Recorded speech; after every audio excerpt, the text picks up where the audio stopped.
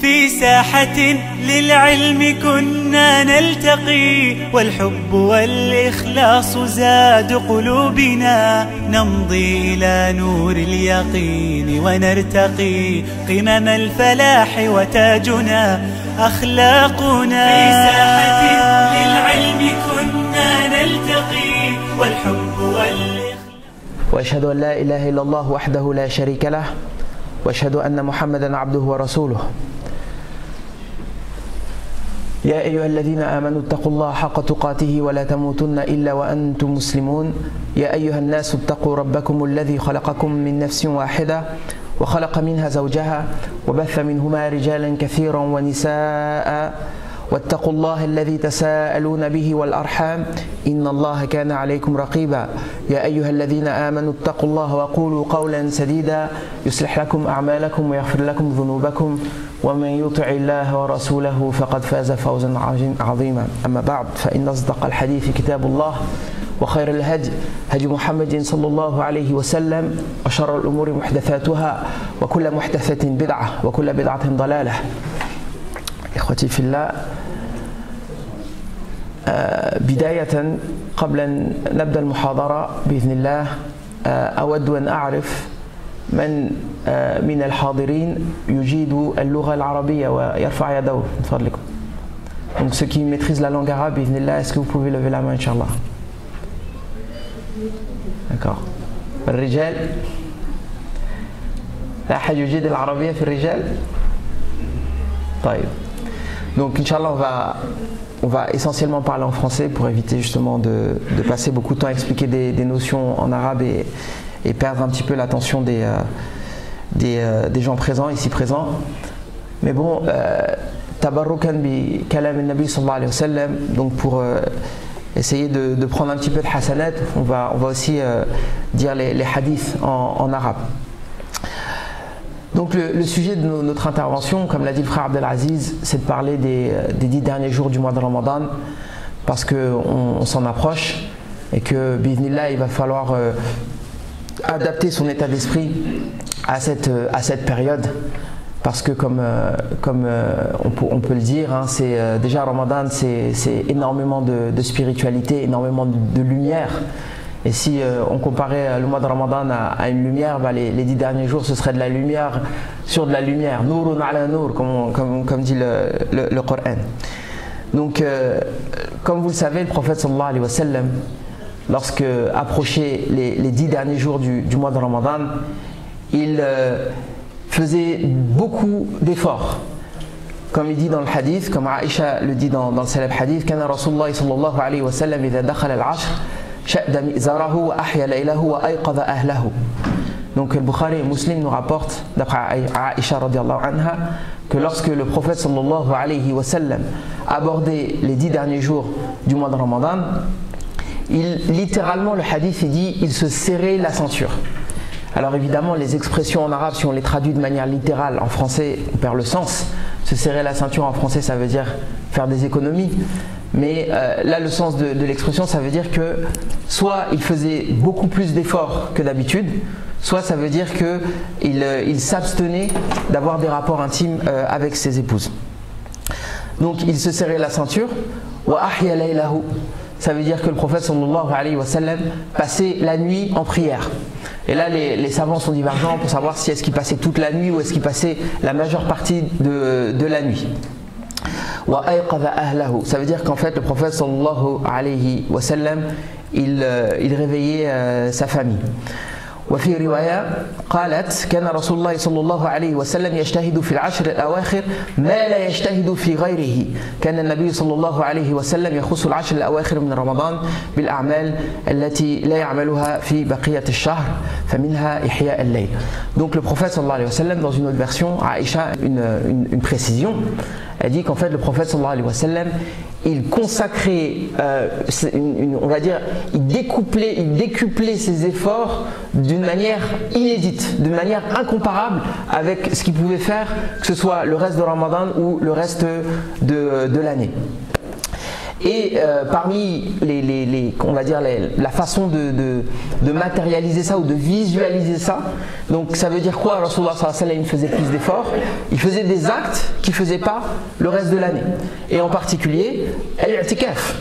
Est-ce que vous savez ce que ça veut dire al-i'tikaf? Il y a des musulmans dans la salle? Je suis pas sûr. C'est quoi?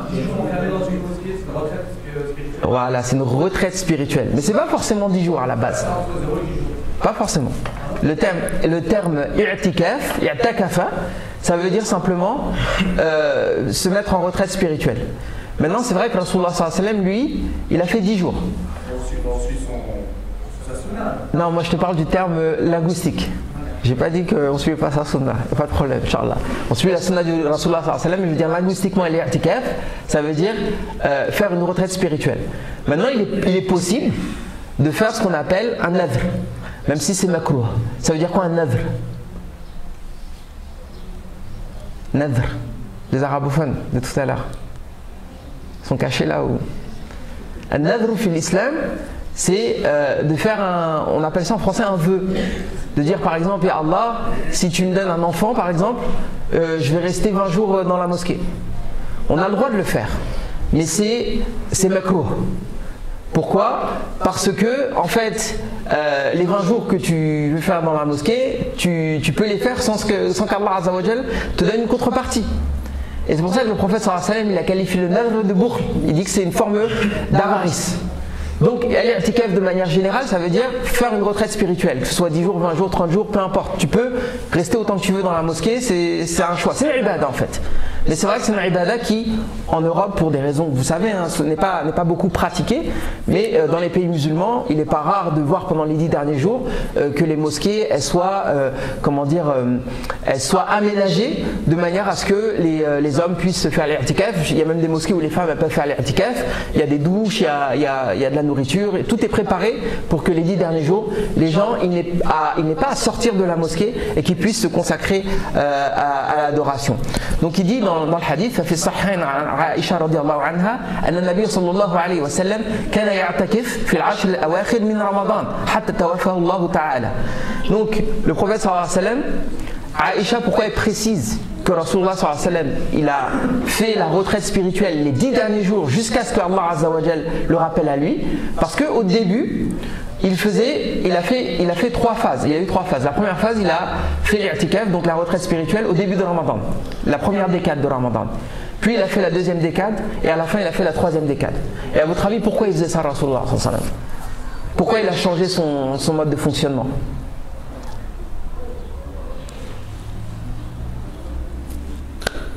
Vous êtes timide ou... Même si vous dites une erreur, c'est pas grave. Moi, c'est qu'on puisse avoir un échange. Pour s'adapter à son peuple. S'adapter à son peuple? Non, c'est pas ça. En fait, tout simplement, il était à la recherche de nuit d'Al-Qadr. Et ça, c'est, on va dire, le sujet le plus important. Parce que pourquoi les 10 derniers jours du mois de Ramadan, ils sont particuliers? Tout simplement parce que Allah Azza wa Jal a révélé le Coran Laylatul Qadr. Inna anzalnahu fi Laylatul Qadr. Et au début, Rasulullah sallallahu alayhi wa sallam, il ne savait pas exactement quand était Laylatul Qadr. Et donc, il a fait une retraite les 10 premiers jours, puis il a fait une retraite une autre année, il a fait les 10 jours du milieu, et à la fin, c'est la révélation lui a indiqué que la Laylatul Qadr se cachait, et on va voir un petit peu tout à l'heure ce que ça veut dire se cacher, les 10 derniers jours du mois de Ramadan.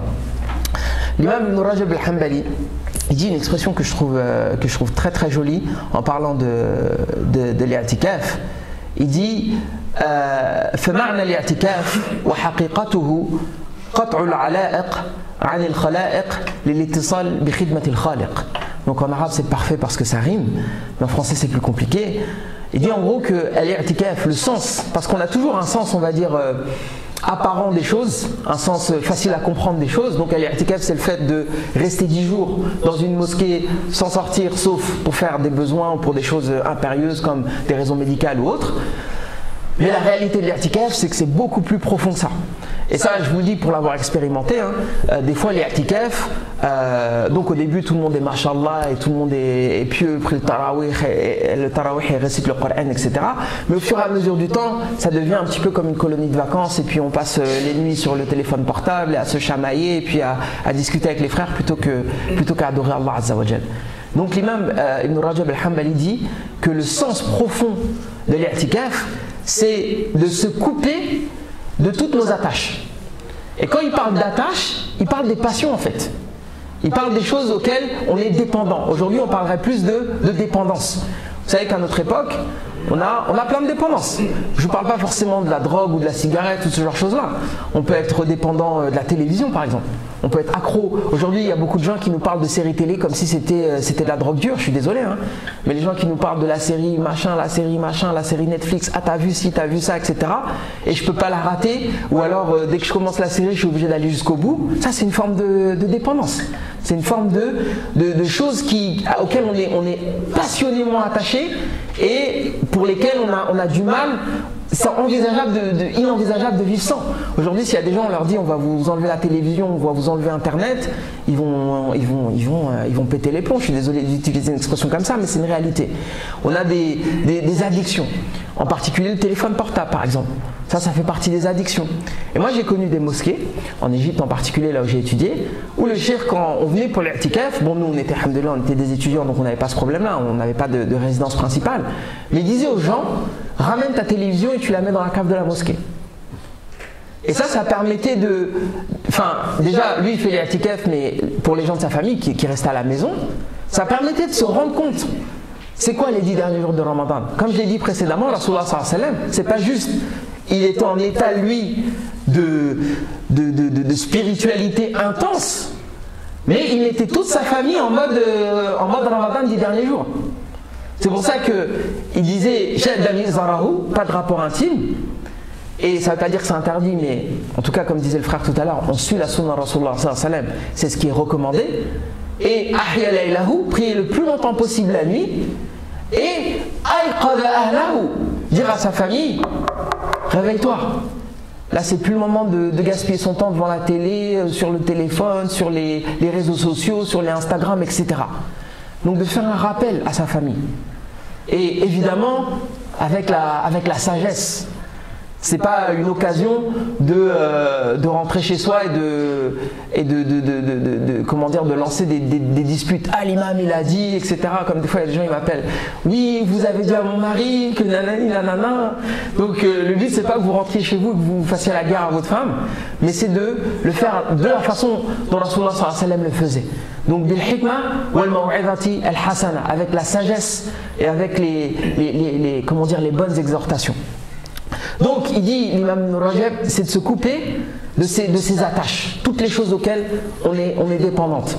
Donc on va éteindre son téléphone portable, on va l'utiliser seulement pour les choses vraiment essentielles. On va pas ramener son laptop là, son ordinateur. On va pas suivre les résultats du dernier match de foot. On va se couper d'Instagram. On va pas suivre la série nanani ou nanana. Et ça, je dis ça que vous soyez mu'takifin ou pas mu'takifin. C'est-à-dire que là, on est en train de vous donner les clés, la feuille de route pour faire en sorte que les 10 derniers jours soient non seulement acceptés d'Allah Azza wa Jal, mais qu'ils soient optimisés, que vous en tiriez le maximum possible, qu'on en comprenne le sens en fait. Qu'on arrête de passer d'un Ramadan à l'autre et ne pas progresser. Parce que ce qui est dramatique en fait c'est ça.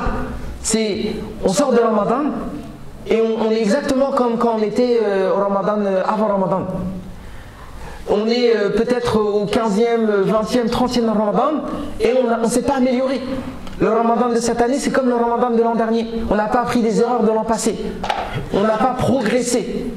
On n'a pas, gravi un échelon. On ne s'est pas rapproché d'Allah Azza wa Jal. Et c'est ça le problème en fait. Et le remède c'est quoi? Le remède c'est la sunna de Rasulullah sallallahu alayhi wa sallam. Se couper des attaches.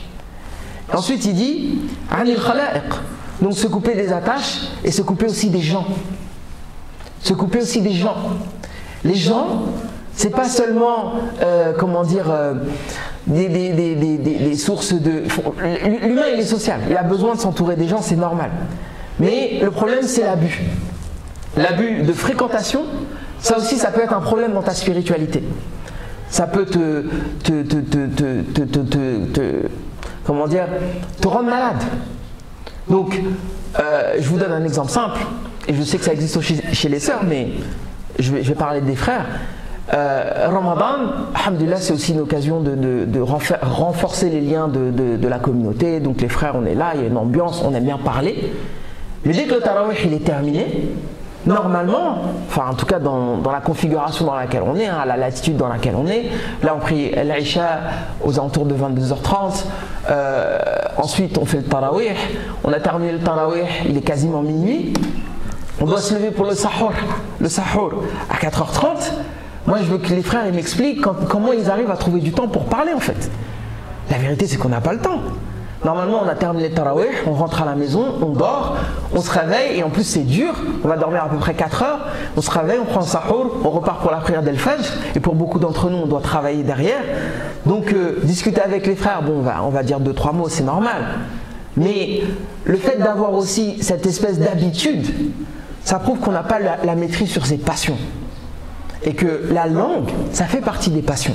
Le prophète sallallahu alayhi wa sallam, il dit Man yadman li ma bayna lahyayhi wa rijlayhi adman lahu al-jannah. Celui qui me garantit de retenir sa langue et de préserver sa chasteté, je lui garantis le paradis.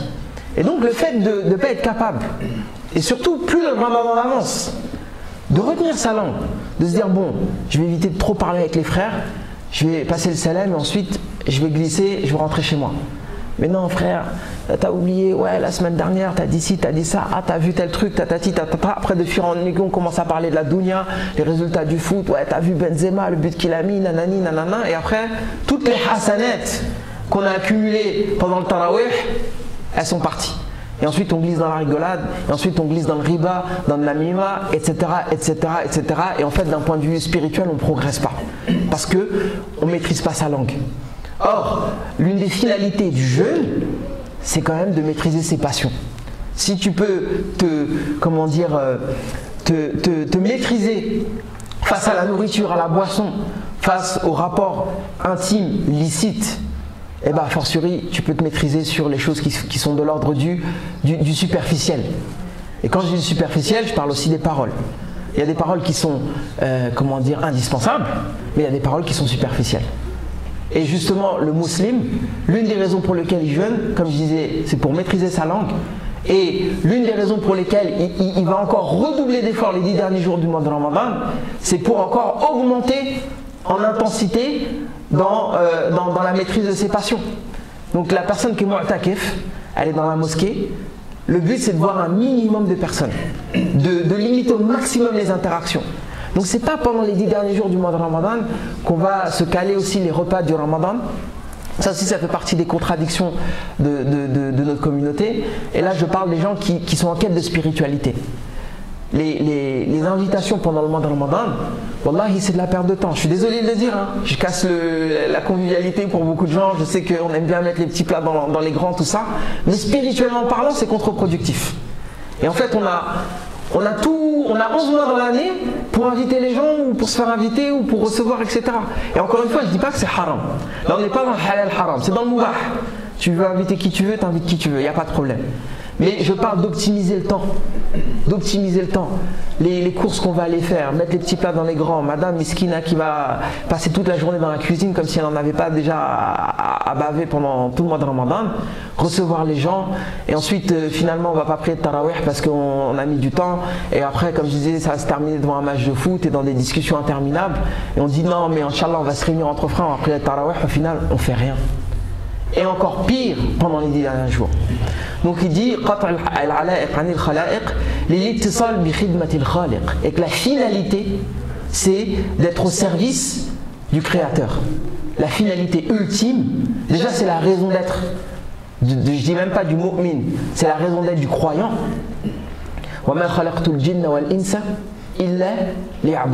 La seule raison que vous avez d'exister, c'est de connaître votre Créateur et in fine de l'adorer, de le servir.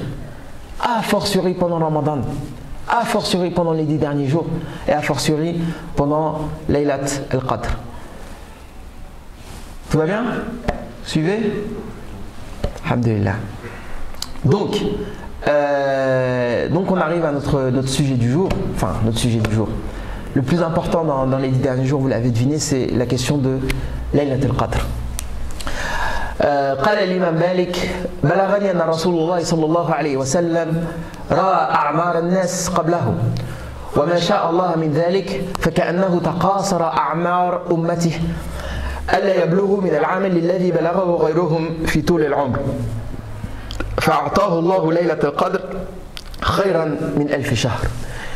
L'imam Malik, dans son livre Al-Muwatta, rahimahullah, il a ce qu'on appelle Al-Balaghat. Donc il dit souvent Balagani, c'est-à-dire qu'il rapporte des traditions sans mentionner la chaîne de transmission. Alors il y a des traditions qui sont authentiques, d'autres qui ne le sont pas, etc. On ne va pas trop rentrer dans le détail.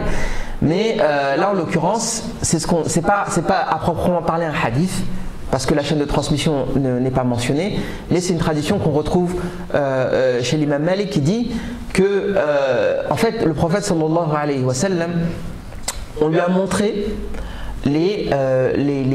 l'espérance de vie des communautés passées. On sait que il y a certaines communautés qui vivaient plus longtemps que la communauté de Muhammad sallallahu alayhi wa sallam. Et quand il l'a comparé avec celle de sa communauté, et comme il dit Amar ummati ma bayna sittin wa sab'in, que sa communauté en général elle va vivre, son espérance de vie c'est entre les 60 et les 70 ans, il a ressenti une forme de tristesse. Il a dit ah mais ma communauté elle vit pas aussi longtemps que les autres et donc elle n'aura pas autant de hasanat. Et vous savez que le prophète sallallahu alayhi wa sallam, le jour de la résurrection, il sera fier de sa communauté, non seulement de par son nombre, non seulement de par le nombre de personnes qui vont rentrer au paradis et de par le mérite en matière de hasanat. Et donc il dit donc Allah Azza wa Jal, pour le réconforter, il lui a donné Laylat al-Qadr qui vaut mieux que 1000 mois. Laylatul Qadri khayrun min 1000 shahr. Donc en matière de récompense. Donc maintenant on va faire une petite récréation, hein, parce que je sais que ça fait un petit peu mal à la tête de rester concentré pendant si longtemps. Mais on va poser la question de savoir quand est Laylatul Qadr.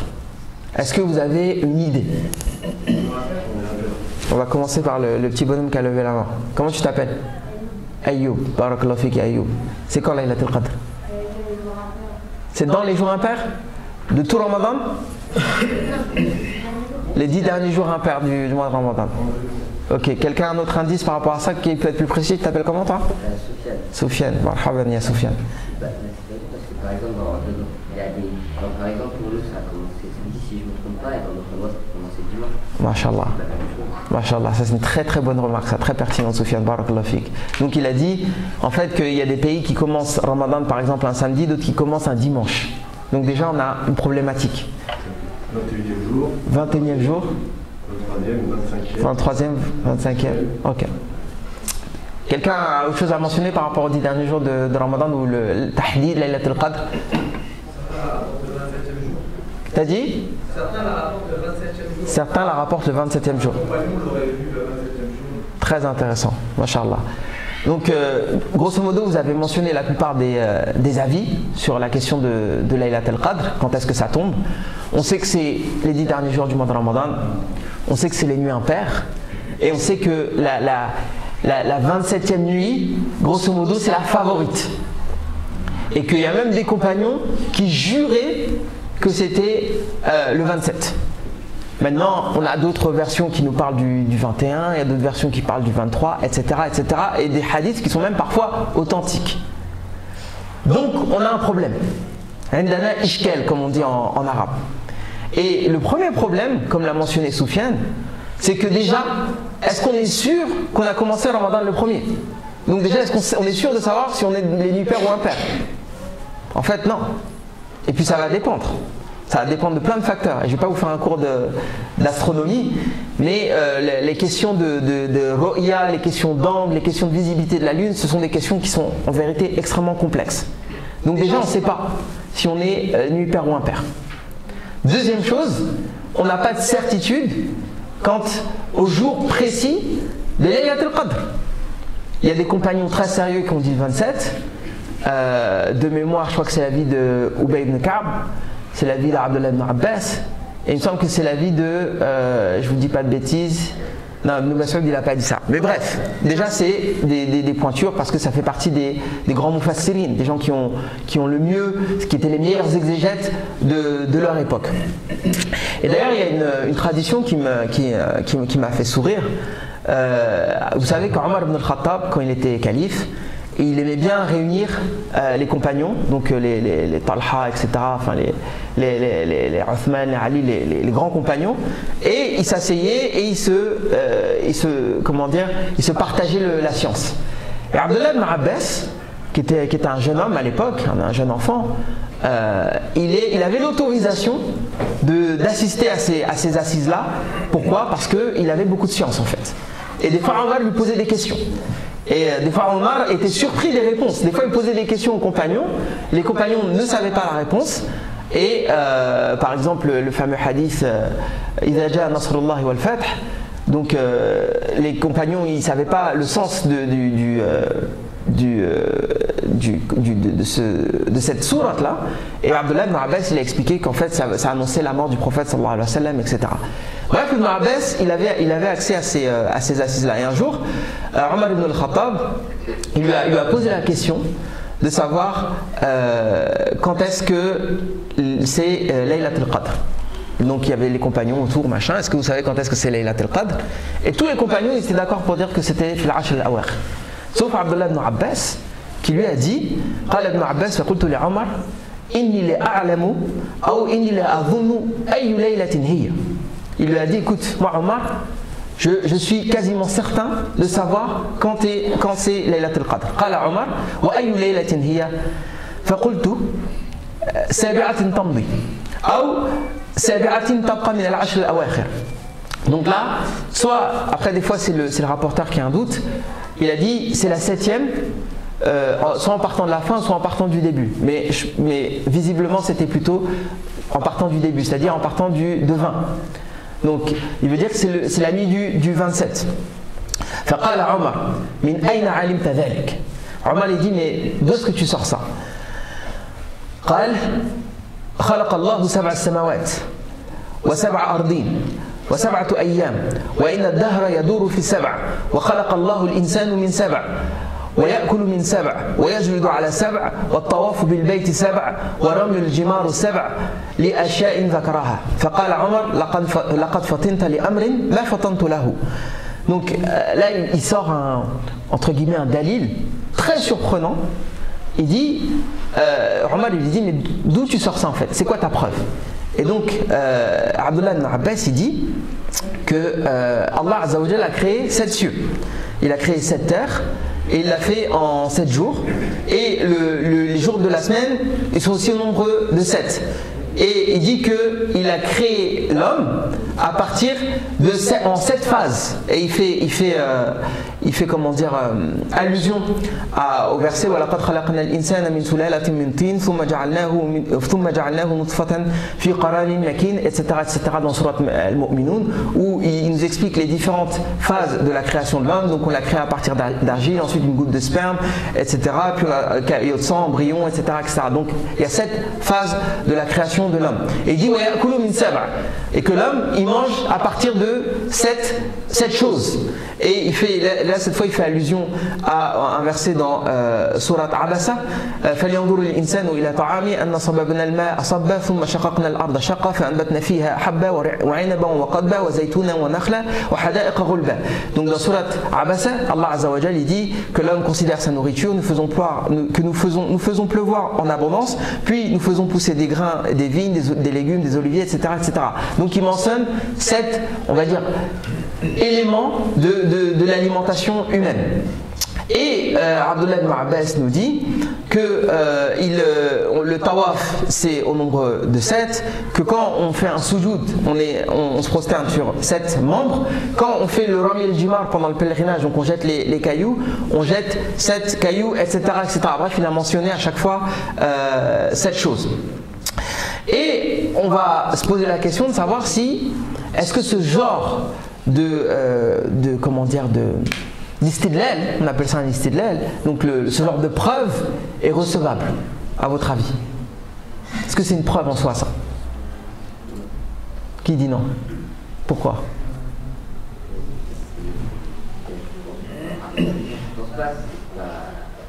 C'est pas sérieux. Hein? C'est pas sérieux en fait, c'est plutôt c'est peut-être pas une coïncidence non plus, mais. Une coïncidence? Non, pas le mot exactement. C'est ça, le nom de la vie, que le chiffre 7, parce qu'il y a beaucoup de choses avec le nombre de 7, ça va être le 27. Ok. Je vais te donner un autre exemple. En tout cas, barakallahu fik. En tout cas, l'avis de Soufiane, c'est que c'est une coïncidence et que c'est pas une preuve. En tout cas, c'est pas une preuve solide. Je te donne un autre exemple. Toujours Abdullah ibn Abbas, qui est déterminé, pour lui c'est le 27, il ne veut pas entendre parler d'autre chose. Il dit que Surat Al-Qadr, tu connais Surat Al-Qadr? Donc c'est la seule sourate qui mentionne Laylat Al-Qadr. Il dit le verset Salamun hiya hatta matala' al-fajr. Donc la nuit de Al-Qadr, c'est une nuit de paix. D'accord? Le pronom en disant c'est une nuit, ou c'est la nuit d'Al-Qadr, hiya en arabe, donc c'est l'équivalent de lui ou de elle, il dit hiya al-kalimatu as-sabi'a wal-'ishruna min surat Al-Qadr. Il dit que c'est le 27e mot dans surat Al-Qadr. Et il dit que, par exemple, dans surat Al-Qadr, le mot Laylatul Qadr, inna anzalnahu fi Laylatul Qadr, wa ma adraka ma Laylatul Qadr. Laylatul Qadr, elle a été mentionnée combien de fois? Combien de fois? 3 fois. Ça? Il a mentionné 3 fois. Inna anzalnahu fi Laylatul Qadr. Le mot Laylatul Qadr, il a été mentionné que 3 fois dans le Coran. Ça? Tu me suis ou pas? Ok. Donc, Abdullah ibn Abbas, il dit qu'il a été mentionné 3 fois et que le mot Layla, il comporte 4 lettres. Et que le mot Al-Qadr, il comporte 5 lettres. 5 et 4, ça fait combien? 9. Et tu fais 9 fois 3, puisqu'il a été mentionné 3 fois, ça fait combien? 27. Ajib. Il y en a, je les ai perdus là. Tape 2, 3, 5, machin, l'imam il arrive, arithmétique et tout. Donc, Laylatul Qadr, 27 mots, comme je disais, c'est le 27e mot. Et donc, on a fait le calcul, enfin bref, je vous passe les trucs, parce que le mot 27, il revient plusieurs fois, etc. 27 mots, 27 lettres et tout, on va pas trop rentrer dans le détail. Mais, l'avis majoritaire en matière de tafsir, c'est que ce genre comme tu as dit, des coïncidences, c'est ce qu'on appelle tafsir. C'est un petit peu comme le sel dans la nourriture. C'est pour mettre un petit peu de sel. Quand tu lis le tafsir, frère, t'as la tête qui chauffe. Les dalil, machin, la langue arabe, le nahu, l'aroud, le shi'r, je sais pas quoi, etc. Enfin bref, c'est comment dire, c'est une matière qui est extrêmement dense. Et de temps en temps, les savants ils nous sortent des petits trucs comme ça qui nous permettent un petit peu de... Comme je disais, c'est une petite récréation. Donc peut-être que c'est une coïncidence. Mais ce n'est pas une parole qui nous permet de dire « Ah, c'est une preuve absolue ». Il y a des gens, je sais, qui sont fanatiques de ce genre de choses et qui vont chercher des calculs et des preuves partout. Mais le Coran, il n'a pas été révélé pour qu'on fasse des cours de mathématiques. Et l'avis qui me semble le plus intéressant concernant Laylatul Qadr, c'est celui qui a été mentionné par Aïcha radiyallahu anha. قالت عائشة من ليلة القدر عن ليلة القدر إن الله أخفاها في العشر الأواخر كما أخفى الصلاة الوسطى في الصلوات وكما أخفى اسمه الأعظم بين أسمائه لدعاء أسمائه كلها ولتقام الصلوات كلها. Donc Aïcha a dit une très très belle parole. Elle dit en fait Allah Azza wa Jal, il a caché Laylatul Qadr dans les 10 derniers jours du mois de Ramadan. Et au même titre que, par exemple, il y a un verset qui dit Hafizu ala salawat wa salat al-wusta dans Surat al-Baqarah. Allah Azza wa Jal nous dit comment dire, soyez assidus à la prière, et en particulier la prière du milieu. C'est quoi la prière du milieu? L'Asr. Il y en a qui disent le Fajr. C'est un avis. Je ne sais plus combien il y a d'avis sur la question, je crois qu'il y a 18 avis sur la question, enfin c'est un truc incroyable. Et il y en a qui disent l'Asr, ils ont un dalil dans Sahih al-Bukhari où le prophète sallallahu alayhi wa sallam il dit Shaghaluna an salat al-wusta salat al-Asr. Ils nous ont distrait de la prière du milieu et c'est la prière de l'Asr. Mais il y a plein d'avis sur la question. Il y en a qui disent c'est le Fajr, ils ont des arguments sérieux et solides. Mais il y en a d'autres qui disent en fait on ne sait pas. Peut-être que Salat al-Wusta, peut-être qu'elle est aussi mutamaqqila. Peut-être que parfois c'est l'Asr, peut-être que parfois c'est le Dhuhr, peut-être que parfois c'est le Fajr, peut-être que parfois c'est le Maghrib, peut-être que parfois c'est l'Isha. Mais Aïcha dit on ne sait pas. Au même titre que on sait dans la tradition, dans la sunna du prophète sallallahu alayhi wa sallam, que Allah Azza wa Jal, il a un nom qu'on appelle le plus grand nom d'Allah, Ismullah al-A'zam. Si tu mentionnes ce nom-là dans une invocation, Allah il l'exauce. C'est quoi ce nom? Parmi les Asma al-Husna. On sait qu'Allah il a 99 noms. C'est quoi l'Ismullah al-A'zam? Il y a 10 000 avis sur la question. Tu dis Al-Akbar, Al-Hayy. Ça peut. Il y en a qui disent c'est Lafz al-Jalala, donc c'est Allah. D'autres qui disent c'est Ar-Rahman. D'autres qui disent. Il y a énormément d'avis sur la question. Mais la vérité, c'est que le nom d'Allah, le nom, le plus grand nom d'Allah, par le biais duquel, si on l'invoque, on est exaucé, eh bien on ne sait pas. On n'a pas de certitude. Pourquoi? Parce qu'Allah Azza wa Jal, il veut qu'on utilise tous ces noms et attributs pour l'invoquer.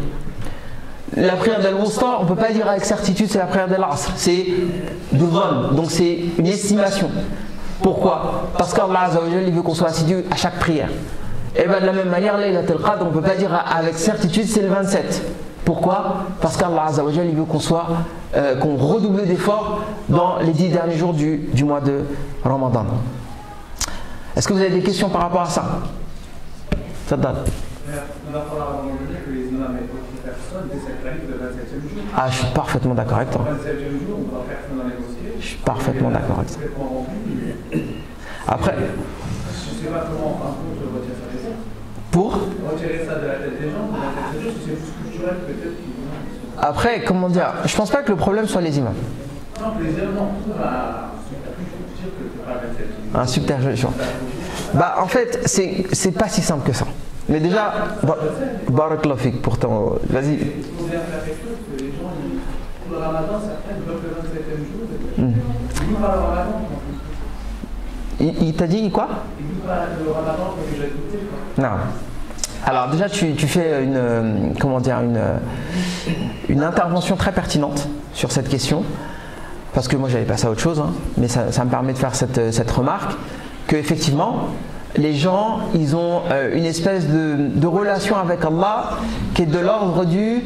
on est un peu dans le... Comment dire? Ouais, pourquoi pas? Moi, j'ai pas de problème en fait. Si tu veux, on va pas commencer à dire aux gens, venez pas. Donc les gens, ils viennent, c'est bien, alhamdulillah. Et au contraire, nous en fait, quand les gens ils viennent le 27, on en profite pour faire passer des messages parce que c'est des gens qu'on ne voit pas le reste de l'année ou qu'on ne voit pas le reste de Ramadan. Donc les gens ils sont là, marhaban. Les mosquées elles sont remplies, on ne va pas se plaindre. Maintenant, comme tu as dit, est-ce que je vais seulement miser sur le 27 et le reste je vais dormir? Si tu fais, de toute façon on ne peut pas te l'interdire parce que là on est dans les fada'il, on n'est pas dans les obligations, on est dans le surérogatoire. On est dans le mieux. La personne qui dort les 10 derniers jours du mois de Ramadan, elle ne prend pas de péché. Mais elle passe à côté d'un immense bienfait, d'une immense source de hasanat. Et comme tu as dit, les gens, parfois, moi ce qui m'inquiète le plus, c'est leur relation avec Allah en fait. Parce que tu te comportes comme si tu savais, comme si Allah il ne savait pas ce qu'il y avait dans ton cœur. Comme si Allah il ne voyait pas que tu étais calculateur en fait. Moi je vais seulement faire le truc où tu vois il y a le plus de récompenses et le reste, je vais dormir. Genre tu es plus malin que les autres. Genre ah non moi je prie la vie du 27, les autres ils se prennent la tête mais moi je vais pas me prendre la tête. C'est la même chose pour les prières de la semaine. Les quoi? La prière de la semaine à la mosquée se concentre le vendredi, les autres jours il n'y a personne à la mosquée. Moi je suis d'accord avec toi. Je suis d'accord avec toi. C'est la même mentalité. D'accord. Mais après, comment dire, il faut avoir une espèce de, comment dire, il faut voir les choses avec de l'empathie en fait. Il faut voir les choses avec de l'empathie. Et donc le problème c'est de parler avec les gens qui ont un rapport plus distendu avec la mosquée, de manière à pouvoir les retenir le plus longtemps possible. Et déjà, est-ce qu'on va regarder le verre à moitié vide ou est-ce qu'on va regarder le verre à moitié plein? On va regarder le verre à moitié plein. Donc déjà, le fait qu'ils viennent, moi en tant qu'imam, je dois essayer de faire je vais employer un terme un petit peu business, je dois essayer de faire de la rétention. Une fois que les gens sont là, je vais essayer d'en garder un maximum. Et le pire moyen de procéder, c'est quand les gens ils viennent, bah, je les engueule. Ouais, vous étiez où le reste de Ramadan? Ou les gens qui viennent pas, vous allez derrière. Ça marche pas. Et on peut casser des cœurs. Il y a des gens, ils ont un rapport. Franchement, des fois je discute avec des gens. Pourquoi tu viens pas à la mosquée? Et bah, c'est parce qu'il est venu à la mosquée un jour, un frère il lui a mal parlé. Après, moi je dis pas que c'est une excuse. Hein. Et c'est Allah qui jugera de ça. Mais pour te dire qu'il y a des gens, ils sont fragiles. Et les plus fragiles, lorsqu'ils mettent un pied dans la mosquée, il faut les traiter comme de la porcelaine. Comme de la porcelaine. Les frères, tu vois que de par leur comportement, ils ne sont pas habitués à venir, ceci, cela. On va éviter de leur faire des remarques qui vont les brusquer. Et forcément, ils vont faire des erreurs. Et des fois, il y a des frères, ils n'ont pas l'habitude de fréquenter la mosquée, donc ils ont une façon de prier qui n'est pas forcément correcte. Des fois, ils ont des tenues qui ne sont pas forcément correctes. Et donc, les frères qui ont le plus d'assiduité, ils ont un rôle de mentor. Et donc, être un mentor, c'est aussi traiter les gens d'une certaine manière. C'est pas, ouais, c'est pas comme ça. Ouais, ton pantalon, on voit, Starfullah, on voit tes fesses. Il y a des gens qui se comportent comme ça. Quand tu fais le soujoud, Akhi Starfullah, c'est pas comme ça. Et donc la personne, qu'est-ce qu'elle va faire? Elle va avoir honte. Et peut-être que demain, elle va pas venir. Mais si tu discutes avec elle, tu commences à prendre connaissance, prendre du contexte. Bah dis-moi, peut-être que je sais pas, tu reviens du travail, tu n'as pas eu le temps de te changer, machin, ou peut-être que tu n'as pas de khamis. Ah bah tiens, je vais t'offrir un khamis. Viens demain, je t'en offre un. Au fait, est-ce que tu es sûr que c'est comme ça qu'on fait la prière? Ah, peut-être que tu connais un truc que je connais pas. Tu sais, il y a des façons d'aborder les gens. Et donc, c'est vrai que le 27, c'est un petit peu un événement, comme tu as dit, culturel. La nuit du destin. Je suis sûr qu'un jour on va nous sortir une émission sur France 2, la nuit du destin, avec du shey et des je sais pas quoi, des cornes de gazelle et je sais pas quoi. Et que les musulmans on en fait déjà comme si on était sûr que c'est Laylatul Qadr. Ça on n'en sait rien. Peut-être qu'en fait on est décalé d'un jour par rapport à la réalité. Et puis après il y a aussi le comportement. Le comportement dans la mosquée. Et là justement on va en parler. C'est quoi les œuvres qu'il faut faire pendant la nuit d'Al-Qadr, la nuit du destin? La salat, évidemment. Et la salat en particulier, les prières de Tarawih. Ça? Et je voulais mentionner un truc par rapport à ça. Donc souvent les mosquées, on organise un Tarawih. Déjà la façon dont on fait le Tarawih, je vais être très très honnête avec vous, on est très très loin de la sunna du prophète sallallahu alayhi wa sallam et des compagnons. Donc le Tarawih, le sens de Tarawih. Déjà vous êtes déjà posé la question linguistiquement, ça veut dire quoi Tarawih? Ça veut dire quoi Tarawih? Hein? Le repos, qui est-ce qui a dit ça? Masha'Allah. Donc Tarawih, c'est un pluriel qui veut dire en fait les repos. Littéralement c'est la prière des repos. Et pourquoi on l'appelle la prière des repos? Mahdi? C'est quoi? Bon moment on dort? Non, c'est pas ça. En tout cas c'est mignon.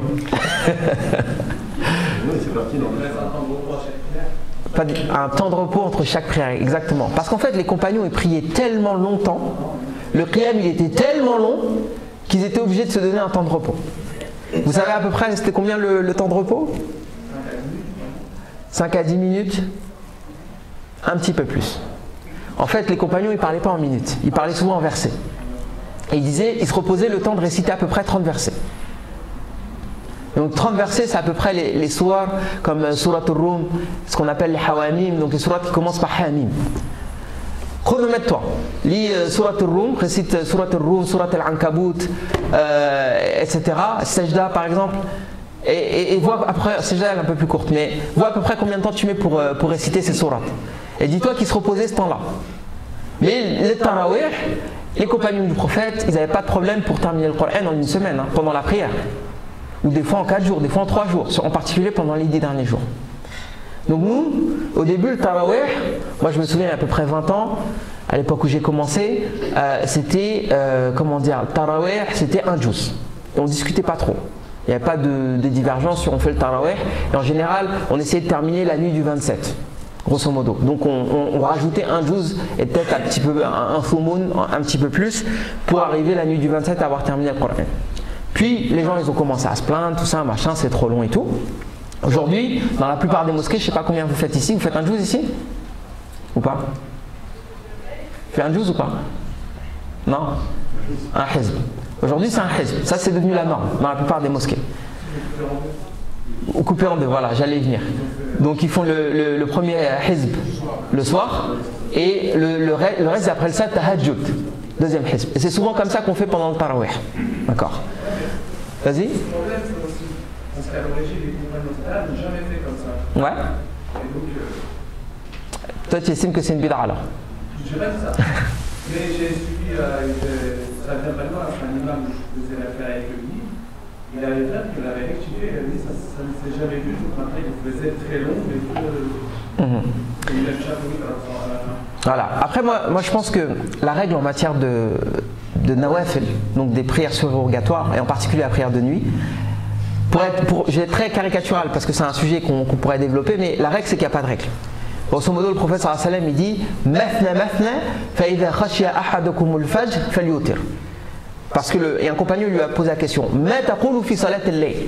En gros, ya Rasulullah, c'est quoi les règles en matière de prière de nuit? Le prophète sallallahu alayhi wa sallam il dit tant que tu pries deux par deux et que avant le fajr tu pries un witr, donc tu fais un witr, tu finis par une prière impaire, tu peux prier autant que tu veux.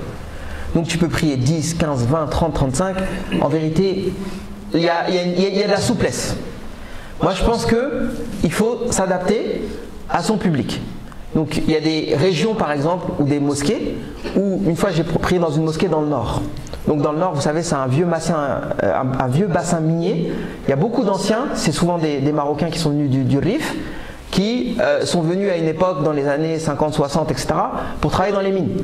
Aujourd'hui machallah ils ont des très belles mosquées et la plupart des gens qui viennent prier c'est des vieux. Donc ils ont le temps. Mais ils ont un certain âge. Il y a d'autres mosquées, tu vas aller, en général quand tu te rapproches du centre de Paris, tu as beaucoup d'actifs. Je sais pas, je vais te prendre la mosquée par exemple à Puteaux, du côté de la Défense, beaucoup de jeunes cadres, machin, etc. C'est des gens qui se lèvent tôt le matin. Il y a d'autres mosquées où tu auras des gens qui sont plutôt au chômage, pour des raisons qu'on connaît, tu vois. Donc en fonction de la mosquée, tu vas adapter le temps de prière. Et le nombre de prières que tu vas faire, est-ce que tu vas prier la nuit, tu vas pas prier la nuit, on peut pas imposer un modèle en fait. C'est ça que je veux dire. Mais bref, je disais que moi ce qui m'intéresse en fait, c'est comment on fait pour optimiser son temps dans les 10 derniers jours du mois de Ramadan. Et que l'imam il ait choisi de découper la prière comme ça, c'est son choix, de toute façon on ne peut rien y faire. Donc il va prier le tarawih au début de la soirée et ensuite il va prier le tahajjud. Mais qu'est-ce que tu fais entre les deux? Comme tu veux. Mais pour moi, ce serait dommage. Alors, tu as dit la lecture, lui il dit tu vas dormir. En fait, ça dépend de la situation. Mais déjà, comme je disais, c'est 10 jours dans l'année. Et c'est quelque chose qui se répète. De mon point de vue, en tant que musulman, si déjà tu as les moyens d'anticiper, de prendre au moins 10 jours de vacances pour les 10 derniers jours de Ramadan, déjà tu as éliminé la problématique du sommeil. La question de dormir, tu peux la mettre de côté, tu peux dormir après le fajr jusqu'à l'heure, il n'y a pas de problème. Mais ça t'indique déjà quel est ton degré de... À quel point tu es conscient de l'importance de ces 10 derniers jours. Tu t'es préparé 6 mois à l'avance. Tu as parlé à ton employeur, tu as dit ah moi Ramadan c'est spécial, les 10 jours là je ne peux pas venir travailler. Ça c'est un truc. Deuxièmement, peut-être que tu as anticipé, tu n'as pas anticipé, mais moi je vois des frères qui travaillent ou qui ne travaillent pas, je ne le sais pas. Mais quand on fait le temps qu'on va passer entre le tahajjud et le tarawih, il part dans les discussions, ou il part dans le smartphone. Ou des fois les mosquées ils font des animations et comme je t'ai dit, c'est pour attirer les cœurs des gens qui ne restent pas souvent, les gens dont on a parlé tout à l'heure, le thé, machin, les biscuits et tout. Donc que tu manges, tu as le droit de manger, c'est pas un problème. Mais fais attention. Fais attention. Mange, bois du thé, discute un petit peu, mais sois focus sur la raison de ta présence dans la mosquée. Et la raison première, c'est de se couper des autres. Pour se rattacher à Allah, comme on a dit tout à l'heure. et que autour de toi, il y a de la distraction. Il y a beaucoup de distractions. La mosquée, elle est pleine de gens et on ne va pas interdire aux gens de venir prier, mais essaye d'optimiser ton temps. Essaye de limiter ton temps de discussion. Les gens, quand tu fais rien, bah, tu vas les attirer. Ils vont venir avec toi, ah ça va, machin. Mais si tu as un mushaf dans la main, ils vont te laisser tranquille. S'ils voient que tu fais du dhikr, ils vont te laisser tranquille. S'ils voient que tu fais des doigts, ils vont te laisser tranquille. Voire même, ils vont t'imiter même. Donc c'est très important de ne pas perdre son temps pendant le mois de Ramadan. Donc on a dit, parmi les œuvres qu'il faut faire, la salat. Il y a quoi d'autre? La lecture du Coran. La lecture du Coran, barakallahu fik. Les doigts, barakallahu fik. Est-ce que vous connaissez une doigt en particulier? Tu peux parler plus fort s'il te plaît? Voilà. Allahumma innaka afouun tuhibbul afwa fa'fu anni. Donc tu es longanime, tu es clément, tu es pardonneur, tu aimes le pardon, alors pardonne-moi. Est-ce que ça attire pas votre attention sur une œuvre qu'on a oubliée? Parmi les bonnes œuvres qu'on peut faire pendant le mois de Ramadan? Comment? Le dhikr, on en a parlé. Le repentir, ça c'est tout le temps, c'est très bien. Sadaqa, ça c'est très bien. Pardonner, qu'est-ce qu'elle dit pardonner? Barakallahu fik. Pourquoi Rasulullah sallallahu alayhi wa sallam il nous dit de faire cette invocation? Allahumma innaka afouun, tu es pardonneur, tuhibbul afwa, tu aimes le pardon. Et c'est ça qu'on a du mal à comprendre. Il aime le pardonneur. Toi tu veux le pardon d'Allah, mais est-ce que toi tu as pardonné aux gens toi? L'une des meilleures actions que tu puisses faire pendant les 10 derniers jours du mois de Ramadan, c'est de pardonner aux gens. Et en particulier les gens de ton entourage. Et je sais que bon, on a tous des familles, et je parle en priorité de la famille, en priorité des couples. On a tous des problèmes de couple, et on a tous des rancœurs. Et les 10 derniers jours du mois de Ramadan, on est là, ya Allah, donne-moi ci, ya Allah, donne-moi ça. Mais dès que tu te souviens de la polémique ou du shahna que tu as entre toi et un tel, du contentieux, c'est ça le mot en français, et bien là tu te renfermes. Ouais, non, lui je ne le pardonnerai jamais. Au contraire, même il y en a, c'est Laylat al-Qadr, ils font des doigts à la nes. Ils font des invocations contre un tel. Ya Allah, fulen. Ya Allah, ya Rabb. Fintaq minhum, ya Rabb. Je vais peut-être me rentrer une question. Vas-y, toi. Jusqu'où tu peux pardonner? Wallah, je ne peux pas répondre à cette question, frère, parce que là, on va rentrer dans les... Évidemment, il y a pardon et pardon. Si la personne, astaghfirullah, elle a subi un viol ou un truc comme ça, je ne parle pas de ça, tu vois. Mais je parle des problèmes du quotidien. Mais c'est vrai qu'il y a des histoires très très sérieuses. Malheureusement, en tant qu'imam, tu entends des choses dans les familles, les histoires de voile d'héritage, les histoires de... Il y a des trucs qui sont graves. Faut être honnête. Et il y a des choses qui, comme tu as dit, qui sont impardonnables. Faut être franc. Mais on peut commencer, Inch'Allah, ce sera effectivement le sujet de notre débat. Mais est-ce que justement on ne peut pas commencer par demander pardon? C'est-à-dire, pour accorder le pardon, est-ce que le fait que la personne en face fasse le premier pas en demandant pardon, forcément ça ah bah bien sûr. Après, comme je t'ai dit, c'est un sujet complexe et qu'on ne peut pas traiter de manière simple et caricaturale. Et on ne va pas comparer, astaghfirullah, je sais pas, un inceste par exemple, avec il m'a mal parlé. Ou je sais pas, je lui ai prêté ma voiture, il a fait un accident, il n'a pas payé. Tu vois ce que je veux dire? Il y a des choses qui ne sont pas comparables. Mais je parle de manière générale, je parle de l'état d'esprit dans lequel toi tu es. Et tu as tendance à éviter de faire ton introspection. Et tu es là, tu demandes à Allah des choses que toi tu n'accordes pas aux autres. Pendant cette période-là. Et donc, en vérité, et ça c'est l'un des secrets de la nuit d'Al-Qadr, la meilleure des œuvres que tu puisses faire pendant les 10 derniers jours du mois de Ramadan, et en particulier pendant la nuit d'Al-Qadr, c'est de pardonner. Et en général, les meilleures des œuvres, ce sont les plus quoi? Les plus difficiles. Les meilleures des œuvres, ce sont les plus difficiles. Donc, barakallahu fikoum, essayez de ne pas passer à côté de cette œuvre-là. Allahumma innaka afouun tuhibbul afwa fa'fu anna. Il y a une énorme différence entre une doua qui sort de la langue et une doua qui sort du cœur. Mais les doua qui sortent du cœur, c'est les doua que tu comprends. C'est les doua dont tu comprends les tenants et les aboutissants.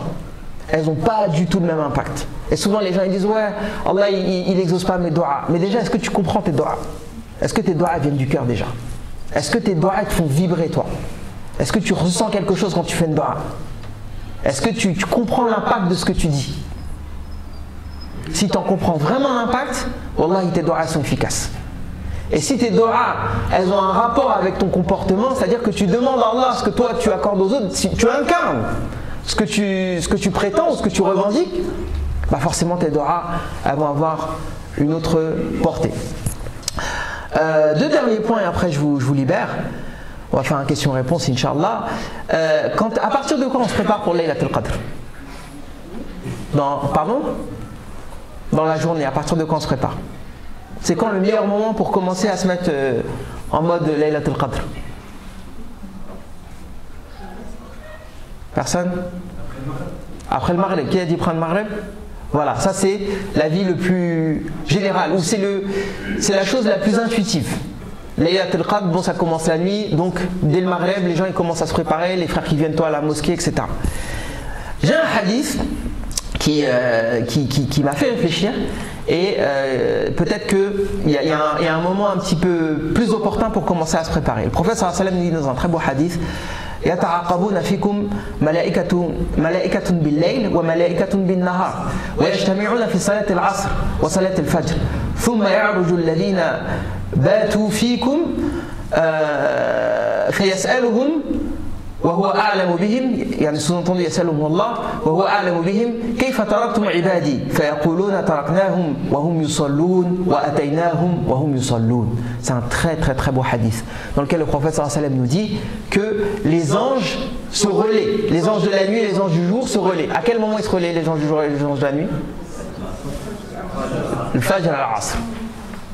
Donc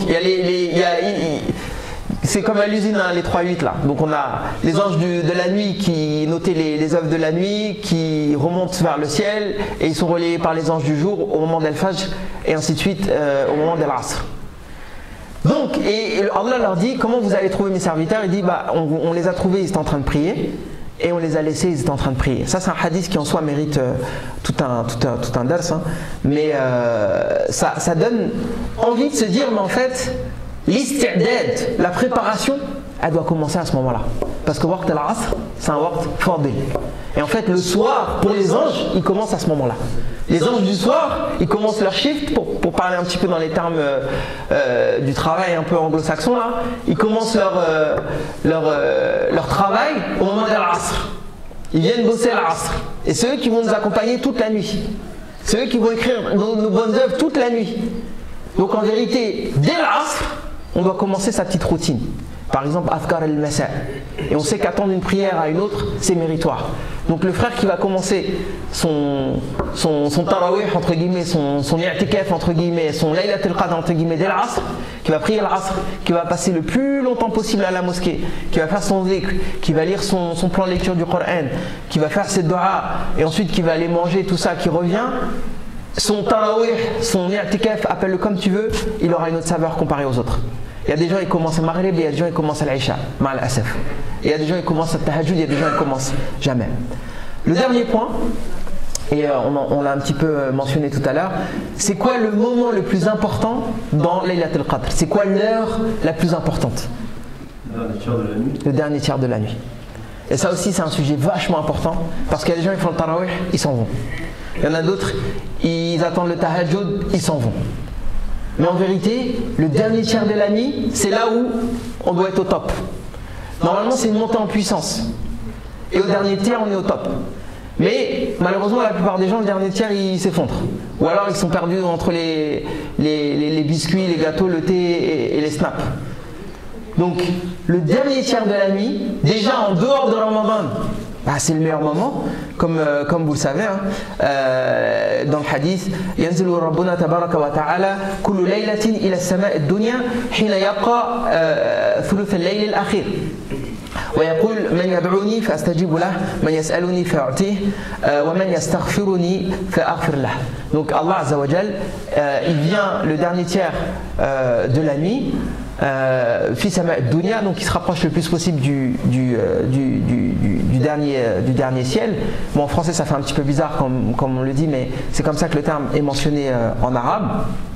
Il le fait d'une manière qui sied à sa majesté et il nous demande est-ce que vous voulez, enfin qui m'invoque que je l'exauce, qui me demande que je le lui accorde et qui me demande le pardon que je lui pardonne.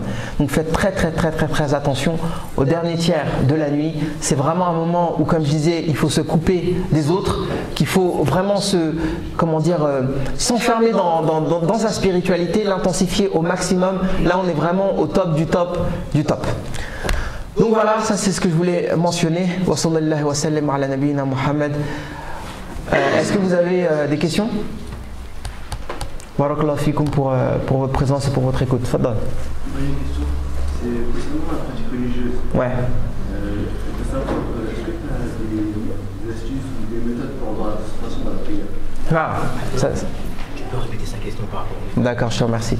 Donc le frère, il pose une question sur la pratique religieuse et il veut savoir s'il y a des astuces et des méthodes pour augmenter sa concentration dans la prière. C'est bien ça, hein? Déjà, il faut comprendre que ça, c'est un sujet qui dure le temps d'une vie. C'est-à-dire que cette question-là, tu n'auras pas de réponse définitive. Et il y a des anciens qui disaient qu'ils ont passé 40 ans à essayer d'améliorer leur concentration dans la prière et ils y sont arrivés vers la fin de leur vie. Ça, c'est le premier point.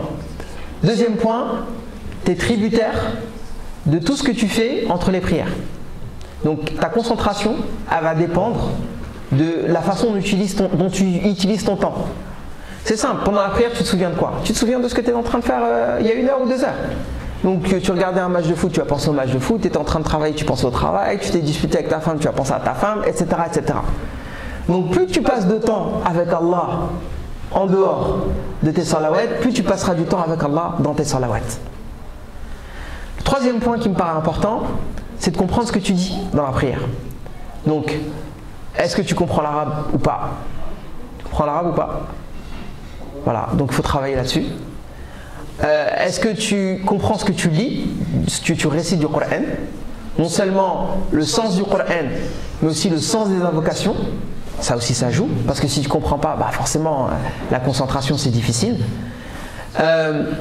Après, on va dire, il y a des astuces qui sont simples. Des choses comme faire ses ablutions avant la prière. Là, tu as évité un waswas, parce que parmi le shaitan, lui, il ne va pas te laisser. Tu rentres dans la prière, tu crois que tu vas te débarrasser de lui comme ça? C'est pas comme ça. Donc, shaitan, il va commencer par ça. Ah ouais, mais peut-être que tu as lâché un gaz. Ah ouais, mais tu avais enlevé tes chaussettes, mais après tu les as remises, machin, est-ce que tu as fait le masque ou pas? Donc, fais tes ablutions avant chaque prière. Viens le plus tôt possible. Fais ta prière à la mosquée. Trouve-toi un endroit où il n'y a pas de distraction. Éteins ton téléphone portable. Essaye de, je sais pas si tu as un truc urgent à faire, fais-le avant. Par exemple, tu as un coup de fil à passer, passe ton coup de fil. Donc, plus tu te prépares et plus tu seras forcément prêt à venir servir Allah Azza wa Jal. Plus tu prends la chose au sérieux en fait. Le problème aussi c'est que nous, nos prières, on les cale entre nos occupations. Mais en vérité, comme je disais tout à l'heure par rapport au mois de Ramadan, en disant que tu dois essayer d'organiser ton activité professionnelle de manière à ce que tu sois libre pendant les 10 derniers jours, et bien en fait tu dois essayer d'organiser ta journée. Le micro il a coupé là. Je ne sais pas ce qui s'est passé, mais tu dois essayer d'organiser ta journée de manière à ce que tu sois concentré dans tes prières. Bismillah. On a un petit problème technique, mais bref, essaye d'organiser ta journée de manière à ce que ta prière, en fait, tu dégages toutes les distractions autour de toi, de sorte que quand c'est l'heure de la salat, tu es prêt. Et quand tu fais ça, tu as déjà dégagé, on va dire, tous les problèmes, entre guillemets, matériels. Et après, le reste, c'est du spirituel. Donc, c'est de l'entraînement. C'est du petit à petit. Au début, j'arrive pas. Après, j'arrive à être concentré pendant le Fatiha. Après, je suis concentré un petit peu plus, etc. etc. Et il faut jamais lâcher. C'est un combat spirituel, mais voilà, c'est un combat de toute une vie. Est-ce que je réponds à ta question? Barakallahu fik. Soufiane.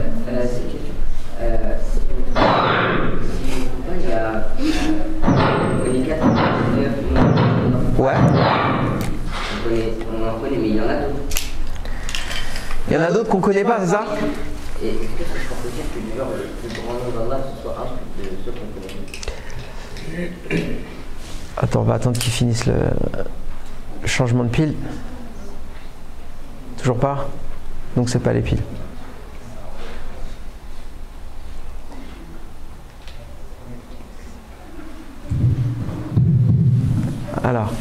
Alors, donc la question du frère, c'est au sujet des 99 noms d'Allah, à supposer que Allah ait d'autres noms et que le plus grand nom d'Allah soit un nom qu'on ne connaisse pas.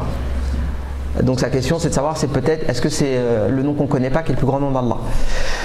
Déjà, comme je t'ai dit, le plus grand nom d'Allah, on ne le connaît pas. Donc par définition, la réponse, on ne peut pas l'avoir avec certitude. Mais une chose est sûre, c'est que Allah Azza wa Jal, il s'est révélé à nous.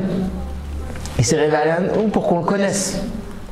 Et si il nous a dit que, si le prophète sallallahu alayhi wa sallam nous a dit que Allah il a un nom, Ismullah al-Azam, que si on l'emploie, on obtient on est exaucé dans nos prières, donc forcément c'est un nom qui est disponible. Sinon, Rasulullah sallallahu alayhi wa sallam, ce qu'il dit, ça n'a pas de sens. Que le prophète sallallahu alayhi wa sallam dise quelque chose qui n'a pas de sens.